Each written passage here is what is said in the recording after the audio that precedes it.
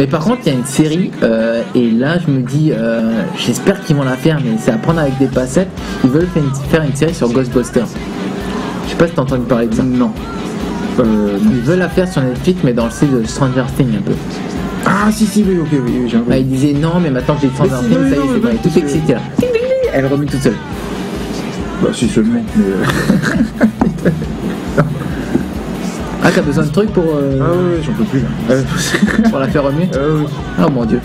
Tu te vends pas là, hein. Ah là là. Enfin, bref, pour en revenir à la série de Ghostbusters, on arrive à, tu vois, cette idée, ils font des séries de tout, ils refont des remakes de tout, et je trouve que ce serait pas une mauvaise idée de faire une série de Ghostbusters, mais dans la lignée de Stranger Things, ce qui est à la mode aujourd'hui, et qui marche bien, et qui est carrément dans...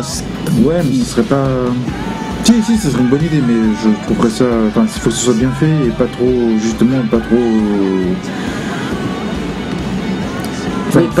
Pas fait comme une série où de temps en temps tu fais des épisodes un peu pour remplir ou des trucs comme ça. Pas une série où... Une série où tu te donnes à chaque épisode, quoi. Bah, oui, ok, mais non, je veux dire, il faudrait moi après la série, ils font ce qu'ils veulent, tu vois, mais j'aimerais pas qu'ils tombent dans le piège de Stranger Things, ça marche, on va faire pareil, quoi, tu vois. Non, mais quand je te parle de ça, c'est parce que comment est-ce qu'il s'appelle, Dan Aykroyd serait motivé pour ça. Après, en sachant qu'il y a un film quand même, Ghostbusters, qui est en production là, mais c'était pour parler justement d'une série Ghostbusters. Stranger Things, ils ont plutôt bien rendu. Mais ce qu'ils ont fait, c'est que surtout qu'ils ont ramené à la mode les années 80. Par contre, ce qu'on aime avec les Ghostbusters, c'est qu'ils bottent des culs, quoi. Donc, par contre, il faut pas que dans la série, soit du genre, tu sais, on tourne autour du pot. Voilà. C'est ça que tu veux dire. Non, c'est pas ça que je veux dire. C'est que justement, là, je parlais de la mode retour en arrière, quoi. Toi, c'est bien, ça marche, mais ce serait bien qu'ils réussissent à faire légèrement, enfin, qu'ils trouvent leur truc, quoi, qu'ils fassent pas penser justement à Stranger Things, tu vois, qu'ils se démarquent. En fait, l'idée, d'après ce que j'avais lu, c'était que c'était les Ghostbusters, mais quand c'était genre niveau collège ou lycée ou un truc comme ça. D'accord. Donc adolescent qui commence à, ce qui peut être, moi, je te remets dans le contexte, hein. Gamin. Je voyais les Ghostbusters, moi c'est ce que je voulais faire. Oui. J'aurais vu des ados, enfin des mecs un peu plus âgés que moi qui faisaient ça, ça m'aurait... Enfin, par contre, il faut rester dans la même optique, quoi. C'est qu'on remet bien les films Ghostbusters comme ça. C'est pas on est en train de tourner autour du pot, et la fille elle est mignonne et tout machin, et puis tu passes 2-3 épisodes en raguer. Non, on est là pour chasser du fantôme, ok. Mais là, ils auraient fait ça en série avec des mecs d'un âge genre 3-4 ans plus âgés que moi. J'aurais été aussi motivé que le film. S'ils le font bien, oui. Je veux dire, voilà, c'est comme tout, s'il veut bien le faire, mais voilà, s'ils gardent l'esprit. En fait, ce qui serait génial, c'est qu'ils gardent l'esprit des films, mais plus sombre. Pas plus sombre, mais. Plus... Stranger était déjà assez sombre. Hein? Stranger Things était sombre. Oui, mais sans parler de. Oui, non, je te parlais de SOS Fantôme. Ouais. J'ai pas compris. Oui, un truc moins kitsch que des années 80 où ils nous ont sorti ça, voilà, c'est ça. Où à l'époque c'était à la mode, ça reste à la mode parce que c'est devenu un classique, mais qui soit adapté au goût du jour, quoi. De toute façon c'est impossible pour un point de sortir un truc kitsch.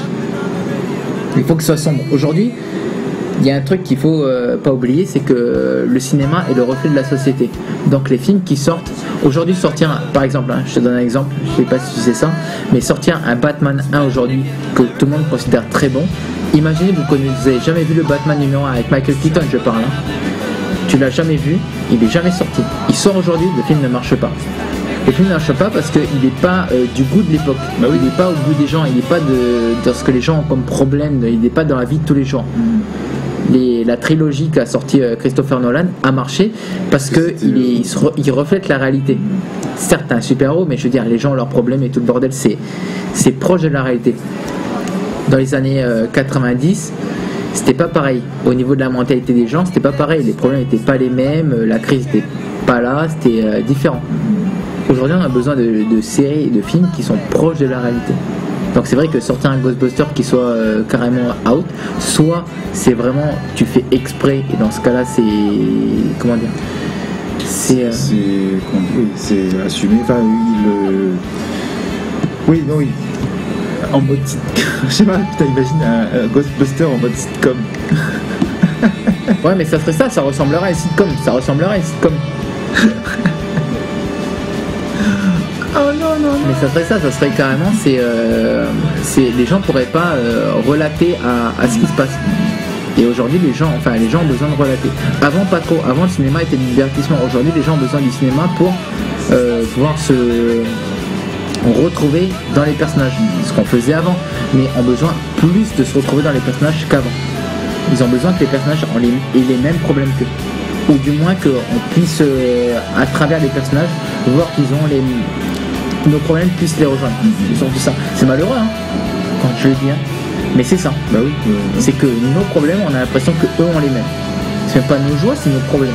On a besoin que nos problèmes, on les voit au cinéma.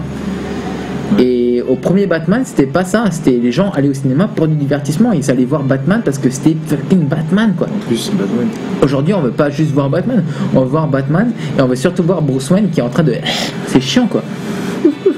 Tous les autres problèmes, alors que tu regardes dans les anciens Batman, t'as Bruce Wayne, il n'avait aucun problème. Tout ce qu'il faisait, c'est rester dans son bureau dans le noir comme ça. Il attendait le bat signal là. Sur un bouton et il n'y avait aucun problème. Aujourd'hui, on a besoin que Bruce Wayne ait des problèmes et là, Batman arrive. Et... ok, lui il va arriver sur des Kim Passenger. Honnêtement, moi je préférais Michelle Pfeiffer. Kim Basinger, c'était la journaliste. Oui. Après, dans le 2, c'était Michelle Pfeiffer, la Catwoman. Et après, c'était Nicole Kidman. Avec Nicole Kidman. Ouais, bon, bref. Et donc voilà, un nouveau Ghostbuster genre kitsch, ça marcherait pas. On a besoin de, effectivement, comme tu dis, un peu plus de dark pour. Enfin, et en plus là, ils auraient matière les SOS fantômes, quoi. Je veux dire, voilà. C'est vrai. Mais c'est pour ça. Donc le film va sortir, le film est en préparation, ce qui est une bonne chose. Honnêtement, je suis carrément excité par rapport à ça. Mais ça se voit pas là, mais je devrais y voir sous la table. Enchaîne. Et donc, mais voilà, une série, ça serait pas mal. Enfin, mais par contre, une série qui soit dans le même état d'esprit avec. Ouais, carrément. Je pense à un truc, enfin, un mélange de. Je sais pas si t'as regardé la série Freaks and Geeks. Je pense que je t'en ai débat. Je pense que j'en ai déjà parlé sur le podcast, mais c'est une série où en fait c'était des jeunes qui étaient genre carrément mais mis à côté parce que c'était bizarre, mais c'était des geeks, quoi. C'est des geeks. Et t'avais des autres jeunes qui étaient des outsiders au lycée. Et ils étaient parfaitement représentés parce que c'est ça, le geek était le geek et le freak, c'est le outsider était le outsider. Et d'un côté ou d'un autre, ils arrivaient à se retrouver parce que le fait d'être rejeté par la société, ben ils se croisaient. Et finalement, ils se rendaient compte qu'ils avaient des choses en commun, c'était d'être rejeté par la société. Et aujourd'hui, en 2019, je pense qu'il y a tellement matière à ça que tu n'as même pas besoin d'avoir une série avec une intrigue phénoménale. Tu as juste besoin d'avoir des personnages qui soient profonds. Et rien que ça aiderait à ce que. J'ai pas regardé, j'ai pas trop tenté la série Sabrina sur Netflix, je sais pas du tout ce qu'elle donne. Elle est. Je vais utiliser un mot, mais c'était pas le bon, mais elle est géniale. Et ben honnêtement, j'ai regardé 2 épisodes, j'ai arrêté. Ah ouais. Pourquoi ? Parce que ben justement, j'aimais tellement l'ancienne. Ah ouais. C'était tellement loin de ce que j'avais vu. Ah oui, que j'ai arrêté. Parce que le côté kitsch de l'ancienne, je le retrouvais tellement pas là. Ah oui, et Dieu sait que j'adore le côté dark, mais là c'était tellement loin et je me dis, je suis pas comme toi, je peux pas attendre 4 saisons pour me mettre dans le truc, que là, au 2 épisodes, j'ai fait waouh, ok, non, je sors de là. C'est juste, justement, moi j'avais peur aussi de. Après, j'étais pas super fan de la première série, mais je me suis dit, oh, qu'est-ce que ça va donner, tu vois. Et après, avant de la regarder, je me suis renseigné. En fait, ils sont vraiment inspirés de. C'est pour vraiment rapprocher de l'œuvre originale, en fait. Je sais plus si c'est un livre ou une BD. Et c'est vraiment plus dark. Et elle est, mais franchement, et du coup, elle m'a fait complètement oublier la première série, quoi. Ah ouais? Ah oui. Parce que je la trouve beaucoup plus. Il faudrait dans ce cas-là que je la regarde mais avec un nouvel œil alors. Peut-être. Tu fais comment? Tu changes? Je louche. Ouais, parce que quand je l'ai regardé, j'ai fait ok. Et déjà, ce qui m'a fait chier, voilà, je te dis tel quel, les 2 premiers épisodes, j'en ai regardé 2. Pas de chat. Premier épisode, pas de chat. Deuxième épisode, pas de chat. Je fais ok, je stop. Ok, pour ceux qui connaissent pas la série de l'ancienne, c'est l'histoire d'une jeune sorcière qui est éduquée par ses 2 tantes. Et l'ancienne série, c'est genre dans une. C'était un sitcom. Et voilà, et t'avais un chat noir qui était là et qui parlait, qui était un sorcier qui avait transformé ou je sais pas quoi. Et du coup c'était ça. Et en fait, elle vivait sa vie de tous les jours de collégienne. Et avec ses problèmes et de collégienne et de sorcière aussi en même temps, mais tu sais, c'était version vraiment très cool quoi. Alors que là, la série qui est sur Netflix, c'est quelque chose de beaucoup plus dark. Déjà, tu sens dès le début. Mais c'est ça que j'ai aimé, c'est que c'est dark, mais en même temps, il y a un petit côté léger, un petit peu pas léger, mais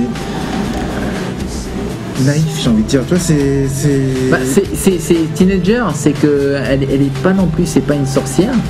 C'est pas une sorcière aguerrie, mais elle peut pas non plus, c'est une teenager normale, parce qu'elle a des pouvoirs à côté, enfin elle a un savoir et des. Et c'est ce que j'ai aimé dans cette nouvelle version, c'est que elle a ce côté un peu propre sur elle, un peu, tu vois, un peu première de la classe, tu vois, et quand déjà tu vois la baraque, tu fais waouh, c'est bien sombre, bien une baraque de sorcière comme toi que tu imagines. Famille Adams, ça peut la baraque. Voilà, et ça, et après elle va à l'école et elle traverse une forêt. Enfin, je raconte pas tout, mais et là, d'un seul coup, t'as le contraste, t'as la fille propre sur elle, ça bascule dans le dark. Ouais, mais j'avoue que c'est vrai qu'au niveau visuel, c'est vachement intéressant parce que t'as dans le manoir où c'est vachement dark et t'arrives au lycée où c'est lumineux. Voilà, c'est lumineux. Tu passes d'un manoir où tu dormirais jamais tout seul, tu passes une nuit tout seul, c'est bon, tu te casses. Tu passes au lycée où c'est un lycée américain de tous les jours, quoi. Et non, justement, je trouve que ils ont bien géré le. Ah, je vais replonger alors. Et on parlait de personnages marquants et il y a 2 minutes là. Et je trouve qu'il y en a 2-3 dans le. Je dirais pas lesquels, mais il y en a 2-3 qui moi m'ont bien marqué et que j'ai envie de regarder juste pour les voir eux en fait. Et je pense pas que tu les as encore vus, mais voilà. Et le chat, tu verras. Ah merde! Non, sans déconner! J'ai pas dit qu'il. Ah merde! What? Tu verras. Ah là, t'aurais dû me vendre ça là. Tu verras. Non, je dis juste tu verras. Ok. Ah parce que Sabrina, putain, c'était la série, elle était sweet cette série là, avec les 2 tantes et tout machin là, et puis cette jeune fille qui le partage entre le collège et puis tu sais la vie de sorcière et l'avantage c'était que les anciennes séries les problèmes étaient formatés. Enfin, c'est un bien pour un mal parce que bon on était jeunes, en plus t'avais pas besoin non plus de rentrer dans des situations trop psychologiques, mais c'était formaté. Et c'est vrai que là tout de suite c'était parti en profondeur et je me disais non, c'était vraiment pas du tout la même ambiance de ce que j'ai vu.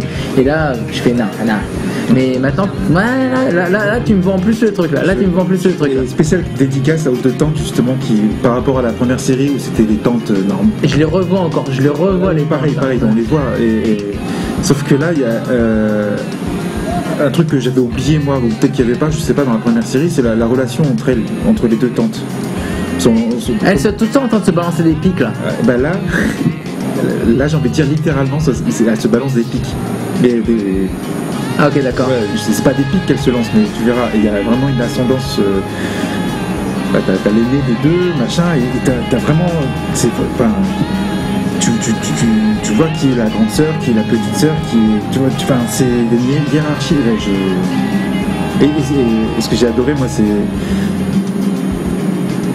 comme c'est des sorcières, il n'y avait pas dans la première version. Là, dans cette version-là, c'est des sorcières. Donc forcément, ça implique que des pouvoirs, une religion satanique, j'ai envie de dire, et toutes les 2 secondes quand elles font je fais tomber un mon verre, ou non, pas ça, c'est quand elles jurent ou quand machin, c'est gloire à Satan, gloire à Satan, alors qu'elles sont toutes normales quoi, oh mon Dieu, gloire à Satan, il faut qu'elle putain, j'adore, enfin voilà, ok, je sais que je vais faire demain. Pas, mais... non, mais je sais, voilà, ok. Non, mais je vais me plonger plus dans la série en sachant à quoi je vais m'attendre. Déjà, au moins, je sais vers quel parcours. Tu vois. Là, au limite, tu m'ouvres au moins quelques portes qui me donnent plus envie. Que au début où je me suis dit, et je suis d'accord, tu sais, des fois on peut faire des remakes qui sont totalement différents. Mais t'as un petit côté de déjà vu. Alors que là, mais j'étais complètement perdu au début. Parfait. Ah, je suis content. Le seul truc qui a un rapport, c'est les 2-3 personnages. Elle s'appelle Sabrina sorcière, et les tantes à la rigueur, ça, et sinon, c'est mon coup de cœur de cette année, quoi. Je sais ce que je vais faire dimanche. Tu vas faire quoi, toi, dimanche? Je vais finir Ali McBeal que j'ai repris parce que j'ai enfin un lecteur DVD et j'ai ressorti tous mes coffrets de séries que j'ai encore et là il me reste, j'en suis à la dernière saison d'Ali McBeal, c'est pas la meilleure mais tant pis, je vais finir, c'est comme un bouquin, ça se finit et puis clôture le chapitre. Et vous allez faire quoi dimanche? Qu'est-ce que vous faites vous le dimanche en général?